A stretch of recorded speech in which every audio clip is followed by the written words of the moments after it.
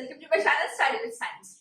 So in the previous video we have discussed the pathophysiological mechanisms that occur in the case of Mycobacterium tuberculosis. And now in this video we'll be learning about the immune mechanisms that occur in the case of Mycobacterium tuberculosis and how this Mycobacterium tuberculosis bacteria is becoming resistant to the host immune response. So let's get started.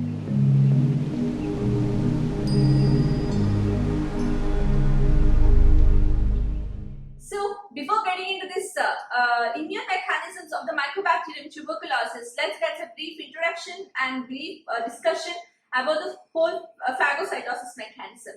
So, whenever the phagocytosis mechanism has to happen, the phagosome should fuse with the lysosome and result in the formation of phagolysosome. See here, this is a phagosome and this is a macrophage and this is a phagosome which contains of some other kind of bacteria, and this phagosome should fuse with the lysosome and form phagolysosome. So here I am going to tell you about the things. What are the things that are required for the fusion of phagosome with the lysosome? So let's discuss that now. So first of all, the phagosome should require an acidic environment.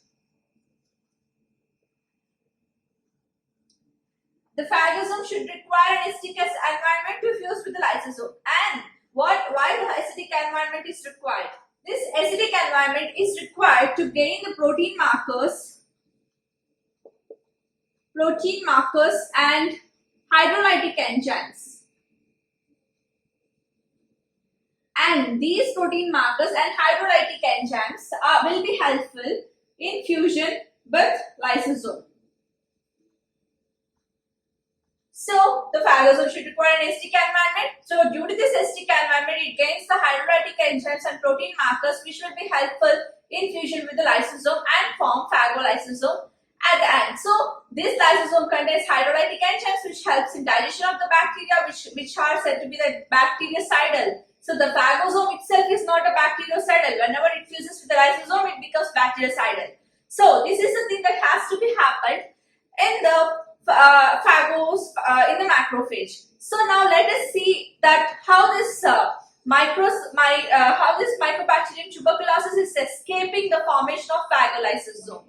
So the Mycobacterium shows its reaction against the host immune response in the following three mechanisms. The first one is it inhibits the acidification of the phagosome. I already mentioned that acidic environment is necessary for the phagosome to fuse with the lysosome. So before fusing with the lysosome, the phagosome should mature and then it fuse with the lysosome, right?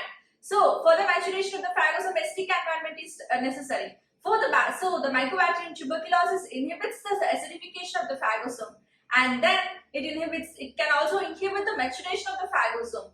And if that happens, it inhibits the fusion of the phagosome with that of a lysosome, and in turn which leads to the formation of phagolysosome. So it inhibits the acidification of the phagosome, it inhibits the maturation of the phagosome, and it inhibits the formation of the phagolysosome. So now we'll discuss each and every step in detail.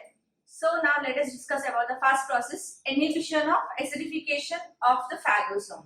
So generally in normal conditions, the macrophage possesses the VATPase pump which continuously transports the protons into the phagosome and thus acidifying the phagosome. So here this VATPase pump helps in transporting the protons. So here what the Mycobacterium tuberculosis are doing is they are secreting a protein called protein tyrokinase phosphatase, and this protein tyrokinase phosphatase is inhibiting the VATPase pump.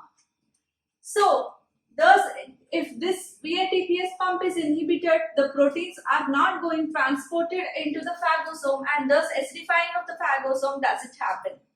And there is another mechanism for the prevention of this acidification is the Mycobacterium tuberculosis bacteria also secretes granulocyte macrophage colony stimulating factors.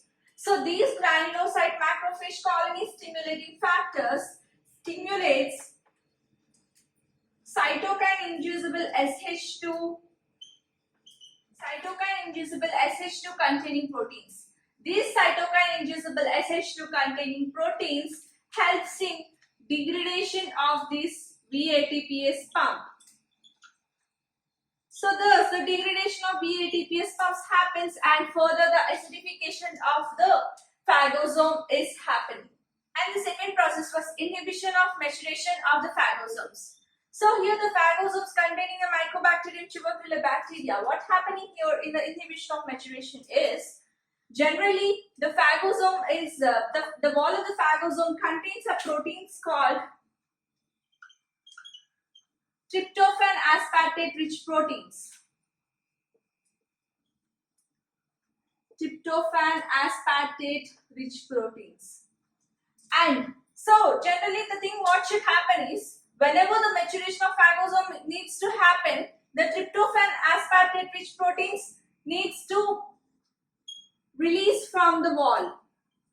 But here in the case of Mycobacterium tuberculosis bacteria, the tryptophan aspartate rich proteins are not getting released from the wall, and here the expression of the tryptophan aspartate rich proteins increases and hence maturation is inhibited.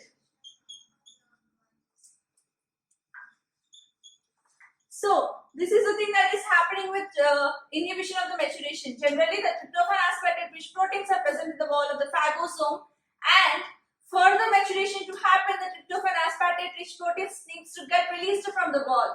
But here in the case of Mycobacterium tuberculosis, the expression of the tryptophan aspartate rich proteins are increasing and hence the maturation process doesn't take place. So now let us discuss about the inhibition of phagolysosome formation. So here the phagosome should fuse with the lysosome and result in the formation of phagolysosome.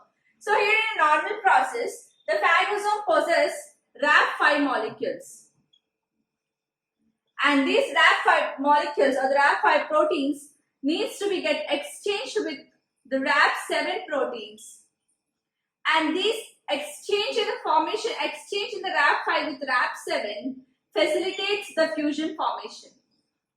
I hope you get it. So the phagosome possesses Rab5 molecules, and these Rab5 should be exchanged with Rab7 molecules, and then the exchange in turn leads to the fusion of phagosome with the lysosome.